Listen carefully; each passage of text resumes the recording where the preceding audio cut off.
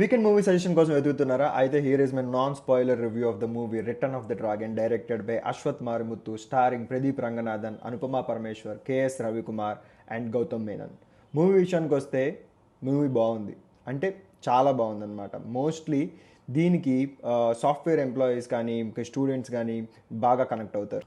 Story విషయానికి వస్తే ఒక బాగా చదువుకున్న ఒక మిడిల్ క్లాస్ అబ్బాయి దానికి రిజల్ట్స్ వచ్చిన తర్వాత వాడు ఇష్టపడిన అమ్మాయి దగ్గరికి వెళ్ళి ప్రపోజ్ చేస్తాడు. ప్రపోజ్ చేసిన తర్వాత ఆ అమ్మాయి రిజెక్ట్ చేస్తుంది.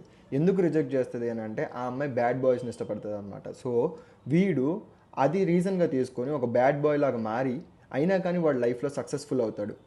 Coming to actings, Pradeep Ranganathan కొన్ని ఫ్రేమ్స్లో మనకి ధనుష్ లాగే కనబడతాడు అనమాట. అండ్ తెలుగు వర్షన్లో అయితే ధనుష్కి ఎవరైతే డబ్బింగ్ ఇచ్చారో సేమ్ ఆ పర్సనే ప్రదీప్ రంగనాథన్కి కూడా డబ్బింగ్ ఇచ్చారు. సో కొన్ని ఫ్రేమ్స్ కొన్ని యాక్టింగ్ సీక్వెన్సెస్ చూస్తే సేమ్ ధనుష్ ఎలా అయితే 3 మూవీలో కానీ ఏదైనా లవ్ స్టోరీ తిరుగు మూవీలో కానీ ఎలా అయితే ఉంటాడో సేమ్ అలాగే ఉంటాడనమాట ప్రదీప్ రంగనాథన్ కూడా స్క్రీన్ మీద. కానీ Pradeep Ranganathan acting top notch ఉంది మూవీలో. ఈ మూవీలో మొత్తం 4 హీరోయిన్లు ఉన్నారు. మనకి తెలిసిన వాళ్ళు మాత్రం అనుపమ పరమేశ్వర్ అండ్ లవ్ టుడేలో హీరోయిన్ ఇవానా. సో మిగతా వాళ్ళు ఇద్దరు కొత్త వాళ్ళు అనమాట. సో వాళ్ళు కూడా యాక్టింగ్ బాగా చేశారు. సెకండ్ హీరోయిన్ అయితే చాలా బాగా చేసింది. ఇంకా దీనిలో కొంతమంది ప్రామినెంట్ యాక్టర్స్ ఉన్నారనమాట. ఒక మన ఖైదీ ఫేమ్ జార్జ్ ఒక ఆయన ఉన్నాడు. తర్వాత కేఎస్ రవికుమార్ ఉన్నారు, is a director. And Gautham Vasudev Menon ఉన్నారు. సో వీళ్ళందరికీ చాలా మంచి రోల్స్ వచ్చినాయి అనమాట. ఇంకొక అతను మనం స్క్రీన్ మీద చూసుంటాం తెలుగు ఫ్రేమ్స్లో, ఒక ఆయన ప్రిన్సిపల్ క్యారెక్టర్ చేశానమాట. సో ఆయన బాగా చేశాడు ప్రిన్సిపల్ క్యారెక్టర్. ఆయనే యాక్చువల్గా మూవీకి చాలా ఇంపార్టెంట్ క్యారెక్టర్ అనమాట.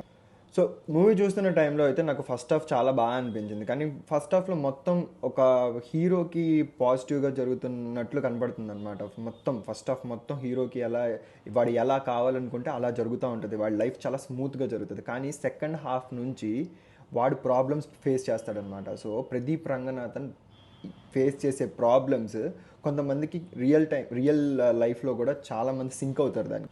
ఫస్ట్ హాఫ్లో అనుపమ పరమేశ్వర్ మనకు ఒక 20 మినిట్స్ కన్నా ఎక్కువ కనపడదు. తర్వాత సెకండ్ హాఫ్లో తన రోల్ చాలా ఎమోషనల్ రోల్ అనమాట. ప్రదీప్ రంగనాథన్కి అనుపమ పరమేశ్వర్కి ఏం జరిగింది, అనుపమ పరమేశ్వర్ తనకి ఎలా హెల్ప్ చేసింది. ప్రదీప్ రంగనాథన్ వాళ్ళ పేరెంట్స్ రోల్స్ చేసిన వాళ్ళు జార్జ్ మరియన్ అని ఇంకొక ఆమె.